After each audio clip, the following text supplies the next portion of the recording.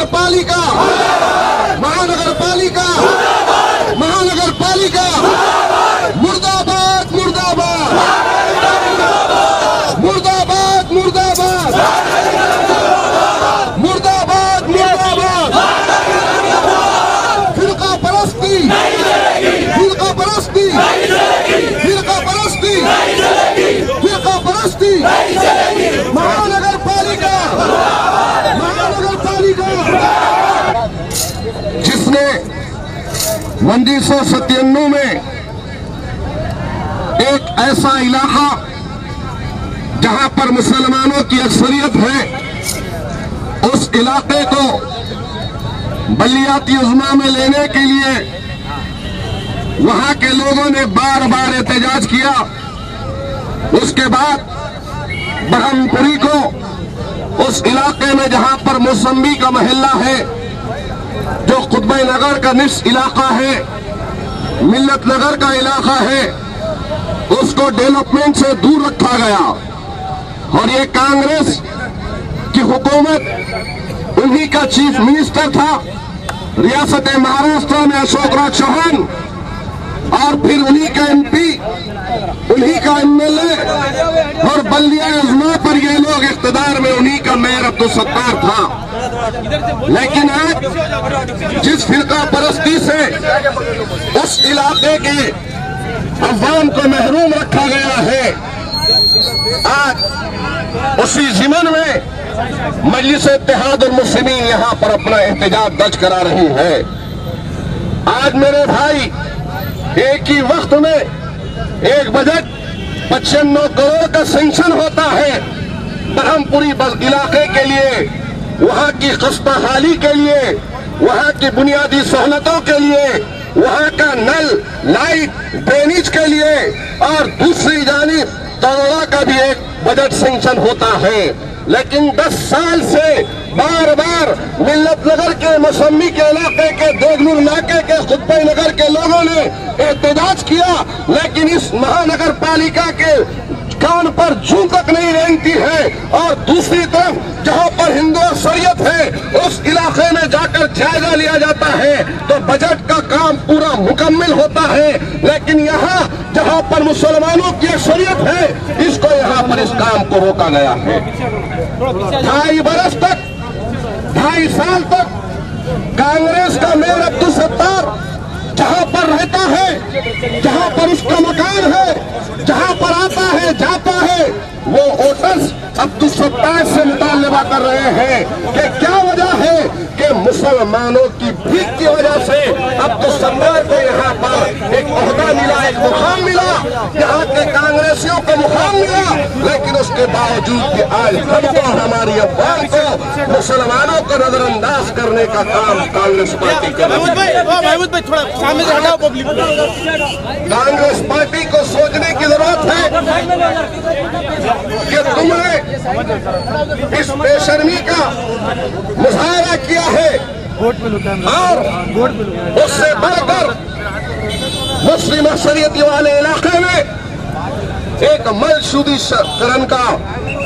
Sewerage treatment plant लाकर वहां पर बिठाया गया। ये अनपढ़ जाहिल मुसलमानों के नाम लीडर, जिन्होंने हर वक्त मुसलमानों के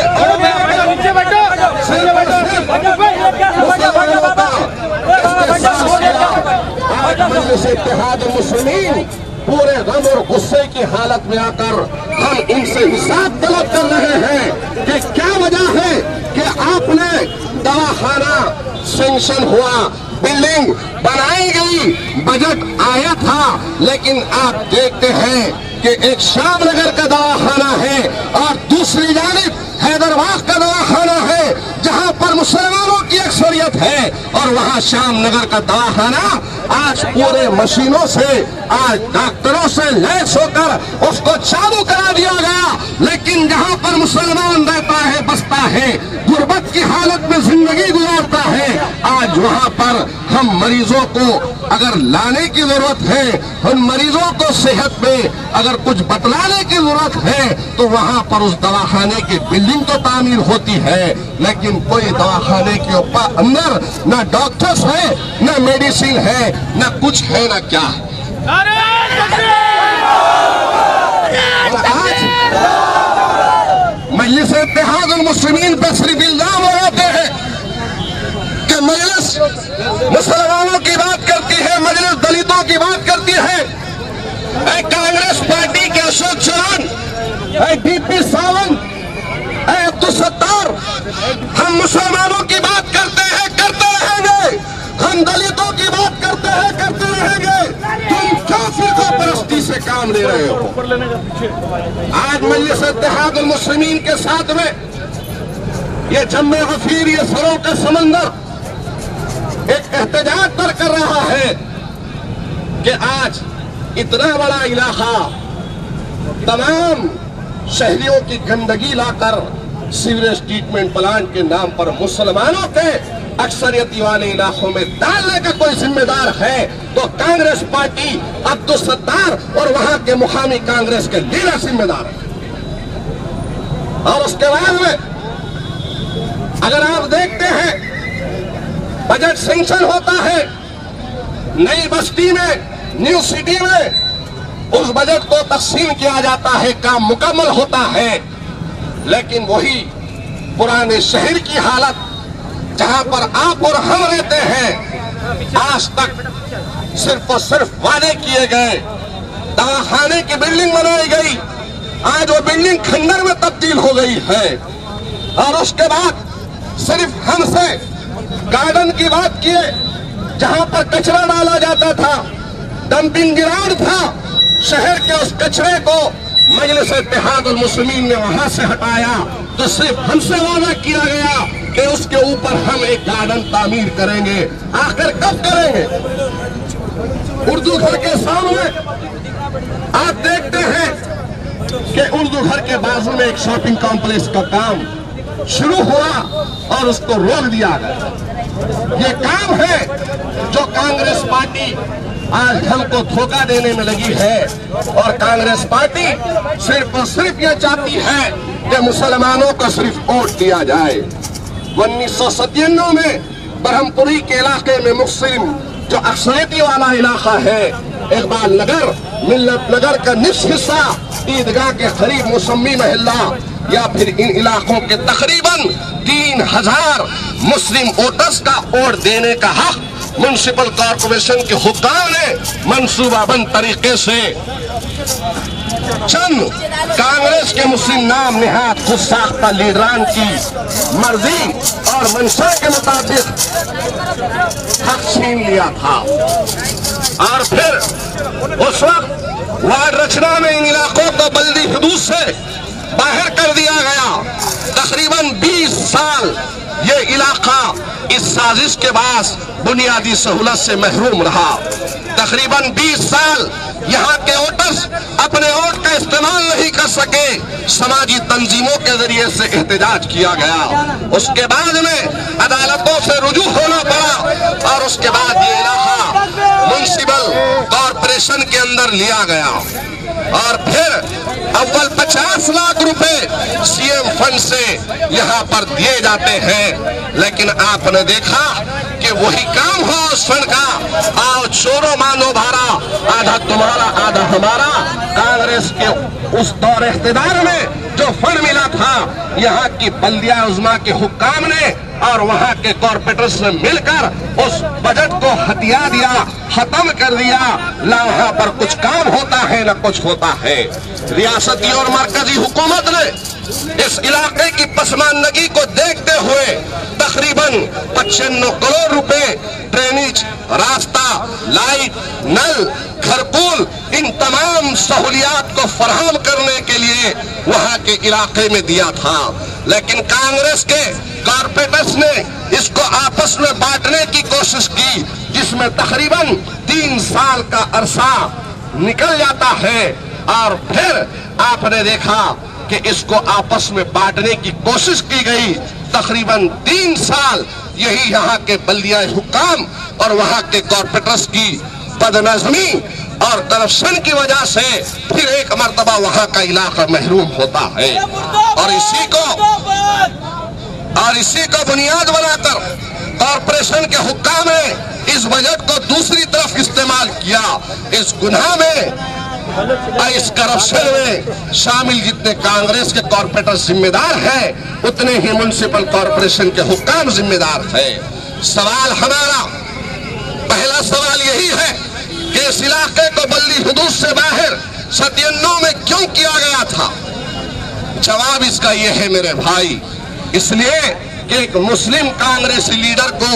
اپنا وارڈ سب سے چھوٹا کرنا تھا، 2800 ووٹرز کا وارڈ کرنا تھا،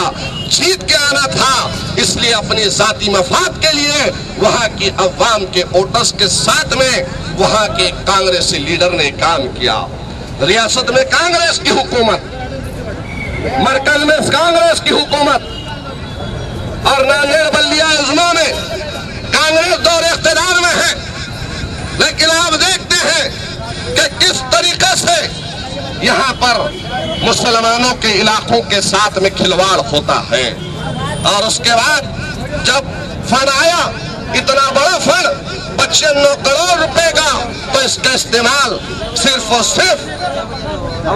ایمانداری سے اگر کیا جاتا تھا تو کام ہوتا تھا، لیکن ایسا کچھ نہیں کیا۔ آج مجلس اتحاد المسلمین ان تمام مطالبات کو لے کر آج بلدیہ اضلاع کے حکام سے روبرو ہوتی ہے،